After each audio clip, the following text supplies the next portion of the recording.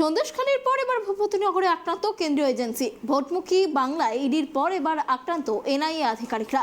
ভূপতিনগর বিস্ফোরণ মামলার তদন্তে নেমে ফের গ্রামবাসীদের হামলার মুখে কেন্দ্রীয় তদন্তকারী আধিকারিকরা। আহত হন দুজন এনআইএ আধিকারিক, ভাঙা হয় গাড়ির কাঁচও।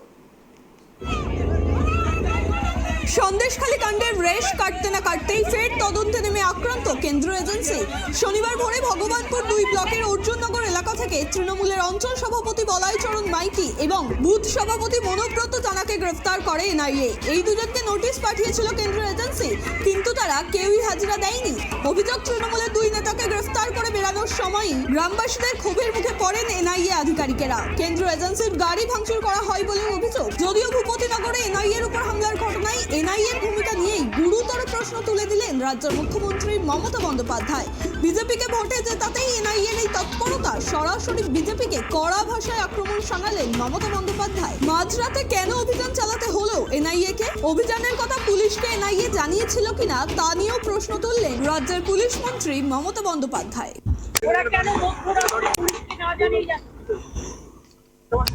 নিয়ম হচ্ছে পুলিশকে, লোকাল পুলিশকে জানিয়ে যাওয়া। মধ্যরাতে যদি গ্রামের লোক দেখে হঠাৎ করে কিছু লোক আসছে, তারা কি করে তুলবে? আর ইলেকশনের আগে কেন অ্যারেস্ট করবে?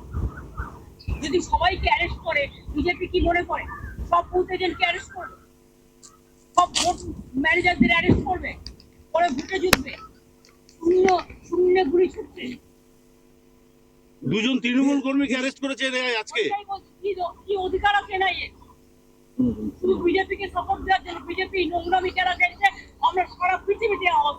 এই ঘটনাকে কেন্দ্র করে রাজ্য সরকারের দিকেই আক্রমণ শানিয়েছে বিরোধী শিবির। শুভেন্দু অধিকারী টুইট করে মুখ্যমন্ত্রীর নির্দেশেই এই ঘটনা ঘটেছে বলে দাবি করেছেন। মমতা বন্দ্যোপাধ্যায় কোচবিহারের মাথাভাঙা সভা থেকেই উস্কানি দিয়েছে বলেই অভিযোগ করেছেন বিরোধী দলনেতা। এজেন্সি দিয়ে ইলেকশন করাচ্ছে আর বাড়ি বাড়ি গিয়ে বলছে বিজেপিকে ভোট দাও এবং এজেন্সি থেকে মুক্তি পাও। আমি বলি, যার বিরুদ্ধে এজেন্সি করবে, কেউ মাথা নত করবেন না। তার কারণ ওদের শিক্ষা দেওয়ার প্রয়োজন আছে। মমতা বন্দ্যোপাধ্যায়ের এই বক্তব্যকে ভূপতিনগর কাণ্ডের হাতিয়ার করে তৃণমূলকে আক্রমণ করতে ছাড়ছে না বিরোধীরা।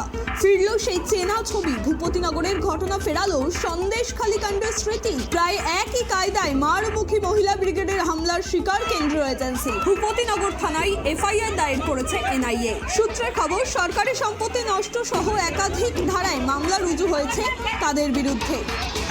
Bureau report, tribe TV Bangla.